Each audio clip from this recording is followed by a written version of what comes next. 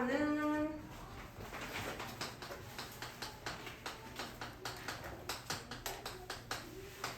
핵융합 반응은 아까 태양에서 많이 일어난다고 했었죠. 자, 핵분열 반응은 충돌, 중성자랑 충돌을 해야지 분열할 수 있다고. 조건이 중성자가 있는 거였고, 핵융합은 조건이 온도가 높아야 돼. 그래서 핵융합은 초고온 상태일 때,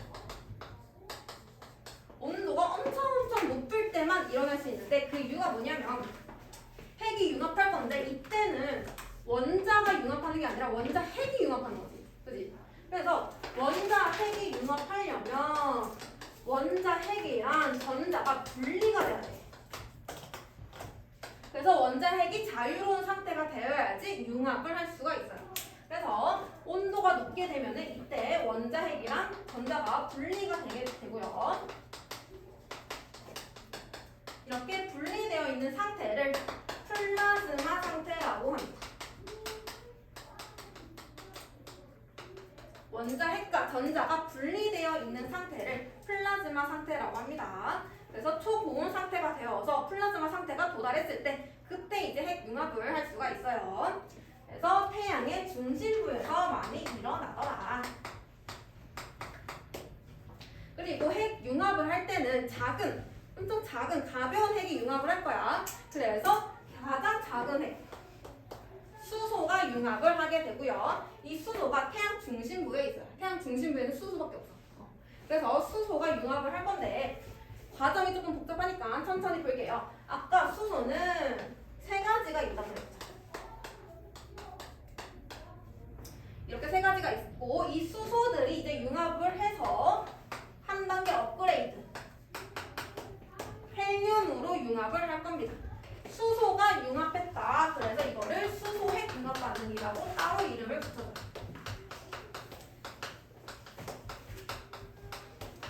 이 이름 앞에 붙는 거는 융합하기 전에 원소가 붙는 거야. 수소가 융합하는 거니까 수소핵 융합 반응. 그러면 헬륨 핵 융합 반응은 뭐야? 헬륨이 융합하는 거야.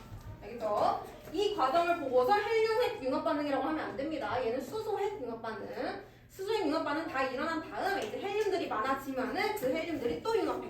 그러면 그게 헬륨 핵 융합 반응. 알겠죠?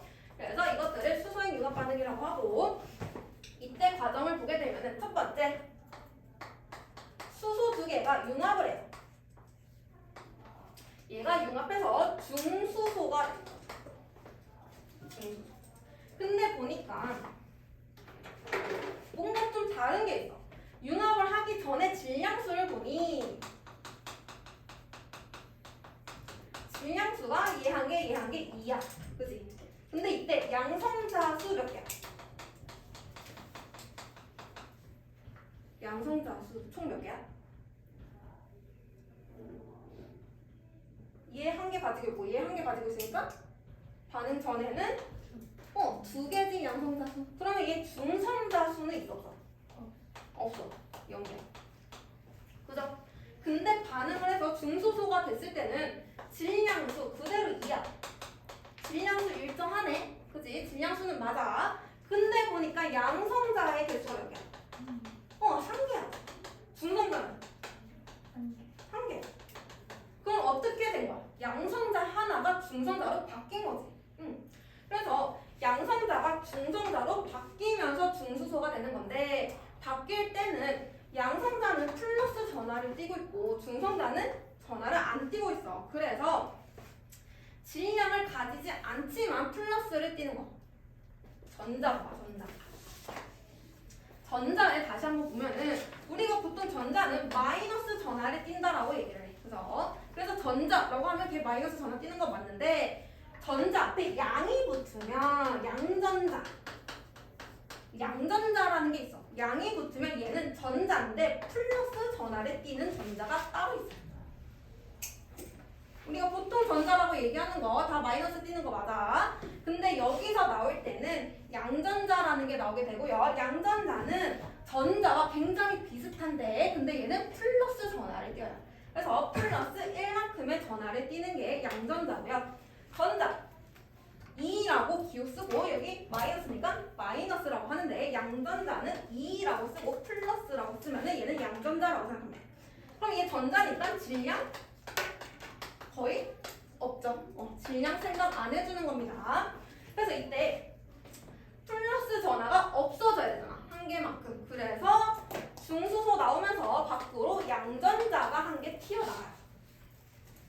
양전자가 튀어나가 질량 감소하겠지? 조금이라도.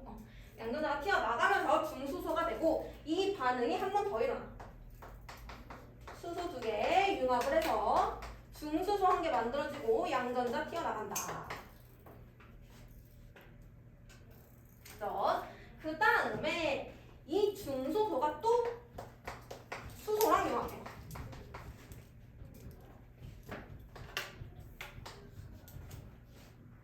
중수소가 또 수소랑 융합을 하게 되면은 헬륨이 되는데 헬륨도 동위 원소가 있어. 헬륨의 원자번호 2번이죠. 헬륨의 원자번호 2번 양성자 2개면서 중성자 1개인 거 질량수 3. 그 다음에 원자번호 2번 근데 질량수 4. 그래서 동위 원소가 존재하게 되고요. 이때 헬륨이 만들어지는 거는 질량수가 3인 헬륨이 먼저 만들어지게 됩니다. 여기도 질량이 3인 헬륨.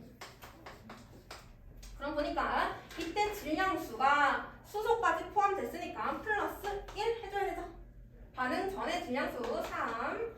그 다음에 양성자 개수 얘 1개, 얘 1개, 2개. 중성자 개수 얘 1개, 1개. 그래서 반응 일어났어. 헬륨 봤더니 질량수 몇이야? 얘 질량수 3. 양성자는 2. 중성자는 1. 그래서 보니까 똑같네. 변화 없지? 질량수 변화 안 돼. 얘도 똑같은 반응이 일어날 거고요. 그리고 나서 이제 얘네 두 개 융합해. 그래서 최종적으로 질량수가 4인 헬륨이 만들어지게 되는 거죠. 그래서 확인해 보면은 얘 질량수 4. 원자번호 2번이니까 양성자의 개수 2개. 그러면 중성자는 2개. 이렇게 나오죠. 그러면 이제 반응 전 비교해 봐야지. 얘랑 융합을 한 거야. 반응 전의 질량수는 2개 같이 생각해줘야 되죠. 질량수 총 6. 오케이. 양성자 수는 몇 개? 4개. 그럼 중성자는 2개. 보니까 질량수 어때? 다르지. 못 튀어나와야 될까? 지금 보니까 중성자의 개수가 똑같네. 그지? 중성자의 개수 똑같은데 양성자의 개수가 달라졌어. 그러면은 양의 전하를 띠는 뭔가가 나와야 되겠구나. 그래서 이때도 뭐가 나오냐면 중성자를 가지지 않으면서 양성자를 가지는 거 뭐지? 질량수도 가져야 돼. 뭐가 있을까? 중성자는 없는데 양성자 하나를 가져. 수소 중에서도 질량수 1인 수소. 그럼 얘는 양성자 1개, 중성자 안 가져. 그죠? 그럼 수소 총 몇 개 나와야 돼? 2개 나와야겠죠. 2. 그래서 헬륨 하나와 2개의 수소가 튀어나오게 돼요. 원자 핵이. 그래서 전체 반응식이 이렇게 일어나는데 그러면은 하나의 헬륨이 만들어지기 위해서 필요한 수소가 1개, 2개, 3개, 4개, 5개, 6개 총 6개의 수소가 반응에 참여를 했죠. 그래서 반응 다 한 다음에 헬륨이랑 2개의 수소가 나왔어요. 그래서 반응식을 써보면 6개가 반응을 해서 하나의 헬륨이 나오고 2개의 수소가 나왔어.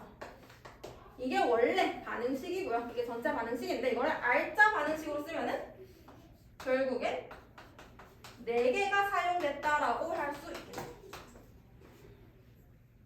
6개 사용했는데 2개는 그대로 튀어나온 거잖아. 그럼 결과적으로 4개만 사용됐다고 보는 거지. 이거 전체 반응식이 알짜 반응식. 그래서 알짜 반응식으로 볼 때는 4개의 수소가 융합해서 1개의 헬륨이 된다라고 보통 얘기를 해요. 알겠죠?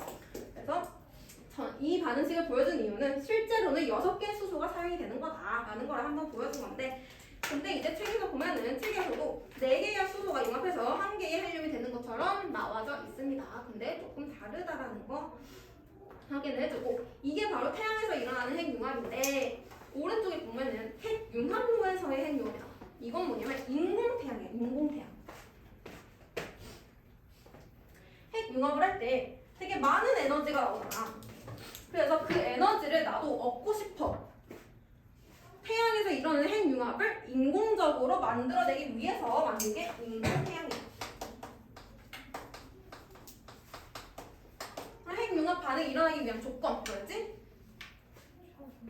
초고온. 그래서 초고온 상태로 만듦으로써 이제 핵 반응을 할 수 있는데 이게 굉장히 어렵대. 초고온 상태로 만드는 것 자체가 굉장히 어렵다고 해. 근데 한국에서는 성공했다고 하더라고. 그래서 우리도 인공태양이라는 게 있고요. 인공태양에서는 실제 태양에서 일어나는 거랑 조금 반응이 달라요. 여기는 삼중수소가 나오게 되는데 거기 보면은 중수소 1개랑 삼중수소 1개가 많아요.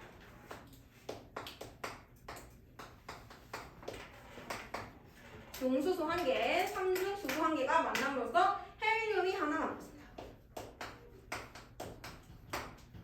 그래서 얘는 헬륨, 삼중수소를 이용해서 헬륨을 만드는 건데, 반응 보니까 반응 전 질량수는 2개 더하면 5, 양성자의 개수는 2개 더하면 2, 중성자의 개수는 2개 더하면 3 이렇게 되죠. 그리고 반응 후에 보니까 질량수가 4, 양성자는 2, 중성자가 2. 뭐가 없어? 뭐가 부족해? 중성자가 하나 부족하네. 그러면은 얘랑 같이 중성자가 튀어나오면 되겠죠. 그러면은 질량수 플러스 1 되고 중성자 플러스 1 되면서 반응 전이랑 똑같은 거를 볼 수가 있습니다. 그래서 인공태양에서의 반응 이렇게 볼 수 있고요. 그래서 지금 보면은 반응식 뒤에 에너지, 튀어나오는 에너지가 나와 있어. 아까 핵분열 반응식 다시 보세요. 핵분열 반응식 맨 뒤에 보니까 200 메가볼트, 200만큼의 에너지가 나와. 핵분열.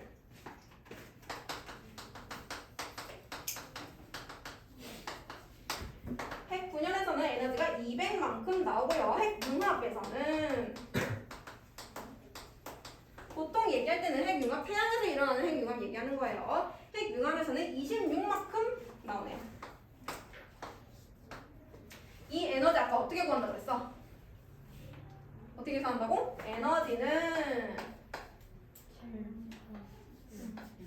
질량 변화 곱하기 빛의 속력 제곱으로 구할 수 있다고 했죠. 그래서 이렇게 해서 구해봤더니 이만큼의 에너지가 튀어나왔다. 그러면은 딱 보면은 핵 분열이 총 에너지는 더 많아. 그지? 핵 분열을 시켰을 때 총 에너지가 훨씬 많아요. 근데 총 에너지라고 말고 핵자당 에너지가 있어.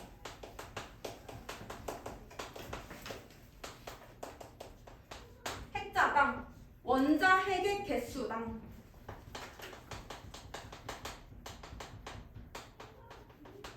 원자핵 1개로 따졌을 때 이 에너지 방출량을 보는 거야. 핵자당 에너지는. 그러면은 핵 분열할 때 아까 우라늄이 없네. 우라늄의 질량은 235라고 했어요. 얘의 질량수는 원자핵이 총 235개가 있고, 그 다음에 핵 융합할 때 질량수는 수소 4개 사용됐으니까 질량수 4죠. 그러면 핵자당, 원자핵 1개당 에너지 방출량은 핵 분열에서는 200을 235로 나눠주면 되겠죠. 그러면 1개당 에너지 방출량 나오고, 핵 융합에서는 26을 4로 나눠주면 되겠죠. 누가 더 커? 융합 반응이 훨씬 커요. 그래서 총 에너지는 핵 분열이 더 많이 발생하는 거 맞는데, 핵자당 하나씩 비교해 봤을 때는 핵 융합이 훨씬 더 많이 방출되더라. 그래서 우리는 핵 분열도 있지만 핵 융합을 더 하고 싶은 이유가 핵자당 방출량이 많기 때문입니다. 그래서 에너지를 볼 때 전체 에너지를 물어보냐 아니면 핵자당 에너지 물어보냐, 그거 구분해서 기억을 해줘야 돼요. 딱 둘 다 설명을 했고요. 혹시 여기까지 잘 모르겠는 부분 있을까요?